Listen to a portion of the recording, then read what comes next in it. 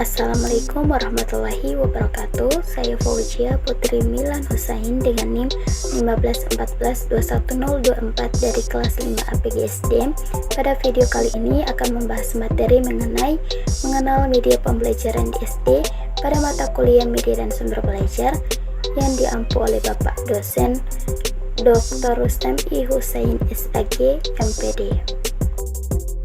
Mengenal media pembelajaran di SD. Media merupakan bagian yang tidak terpisahkan dalam teknologi pembelajaran. Dalam menerapkan teknologi pembelajaran, guru harus menggunakan media agar dapat menyampaikan pesan berupa konsep atau konten pembelajaran, sehingga siswa dapat dengan menerimanya dengan baik. Teknologi pembelajaran tidak akan bisa mencapai tujuan pembelajaran dengan baik tanpa adanya media yang dipilih dan digunakan. Media pembelajaran tidak terbatas pada apa yang digunakan pengajar di dalam kelas, tetapi pada prinsipnya meliputi segala sesuatu yang ada di lingkungan peserta didik, di mana mereka berinteraksi dan membantu proses belajar mengajar. Sagala pada tahun 2005 menambahkan dengan mengenai media pengajaran dan memahami cara-cara menggunakannya akan sangat membantu tugas para guru dalam meningkatkan efektivitas proses pembelajaran. Perkembangan media pembelajaran dalam ruang kelas memiliki sejarah yang perlu untuk diketahui oleh pembaca. Sejarah media pembelajaran tidak lepas dari perkembangan teknologi dan informasi sesuai dengan masanya. Perlu kita ingat kembali suatu teori tentang pengalaman belajar dalam konteks media pembelajaran yang dikenal dengan istilah kerucut pengalaman yang disampaikan Edgar Cayce. Kerucut pengalaman ini mengklasifikasikan pengalaman belajar menggunakan berbagai media ke dalam 11 tingkatan. Klasifikasi tersebut dimulai dari pengalaman belajar yang paling abstrak sampai yang paling konkret. Guru dan pengembang media banyak yang menganut pendapat Dale dalam pemilihan dan perancangan media pembelajaran untuk menentukan jenis media yang sesuai berdasarkan karakteristik media beserta media yang dipergunakan. Sumber informasi untuk pembelajaran juga mengalami perubahan ke arah yang lebih baik. Dalam sejarah tercatat bahwa media pembelajaran yang pertama kali dipergunakan yaitu berupa media buku bergambar. Media tersebut disusun oleh Johann Amos Comenius dan mulai disebarluaskan pada tahun 1658. Buku bergambar tersebut ditujukan bagi anak sekolah dengan judul Buku Orbis Sensualium Pictus. Buku ini beredar pertama kali di wilayah Latin dan Jerman dan dengan cepat menyebar ke wilayah Eropa. Melalui buku tersebut, para guru menyadari bahwa dalam pembelajaran dibutuhkan suatu alat yang bisa membantu guru menyampaikan informasi ke siswa. Para guru pada era itu juga mulai berpikir untuk mengembangkan suatu alat pembelajaran yang dapat memberikan rangsangan dan memberikan pengalaman belajar untuk siswa.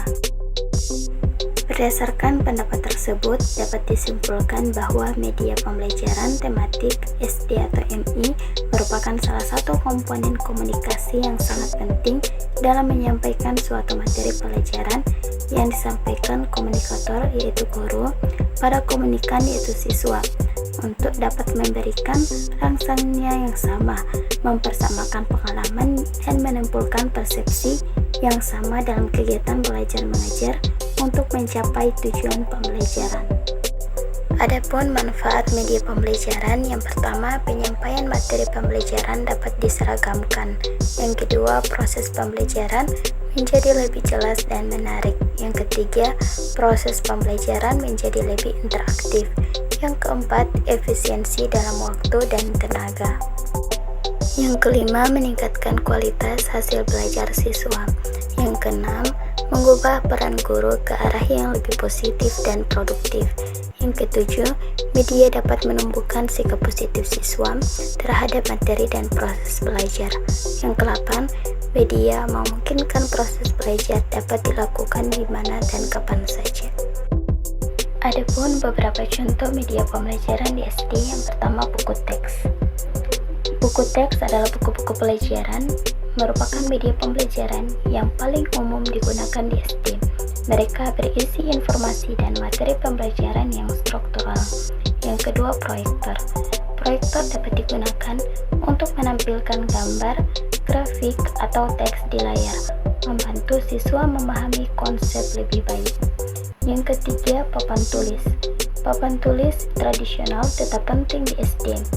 Guru dapat menggunakan papan tulis untuk menjelaskan konsep dan menulis tugas. Yang keempat, media audio. Perekam suara atau perangkat pemutar audio dapat digunakan untuk mendengarkan cerita, lagu, atau rekaman yang mendukung pembelajaran. Yang keenam, komputer dan perangkat lunak. Pendidikan komputer atau perangkat lunak dapat membantu siswa memahami konsep matematika, membaca, dan bahasa. Yang selanjutnya, media visual. Poster, gambar, atau kartu bergambar dapat digunakan untuk mengilustrasikan konsep atau topik tertentu. Yang terakhir, media interaktif. Permainan pendidikan dan aplikasi edukasi yang interaktif dapat membantu siswa belajar dengan cara menyenangkan. Pembahasan selanjutnya yaitu peran guru. Guru berperan penting dalam memilih dan mengintegrasikan media pembelajaran ke dalam pembelajaran di kelas. Mereka harus memastikan media yang dipilih sesuai dengan kurikulum dan tujuan pembelajaran. Selanjutnya, penggunaan media pembelajaran yang efektif. Penggunaan media pembelajaran yang efektif memerlukan perencanaan yang baik. Guru perlu mengidentifikasi kapan dan bagaimana menggunakan media tersebut untuk mencapai hasil pembelajaran yang diinginkan. Integrasi teknologi.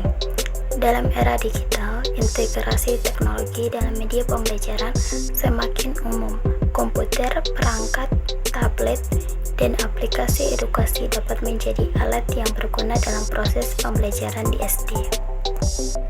Penilaian dan evaluasi. Setelah menggunakan media pembelajaran, guru juga perlu melakukan penilaian untuk memastikan siswa telah memahami materi.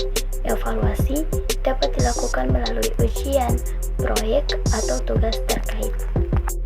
Oleh karena itu, kriteria pemilihan media yang efektif dan efisien serta menyenangkan tentu menjadi dambaan dan kebutuhan untuk pembelajaran.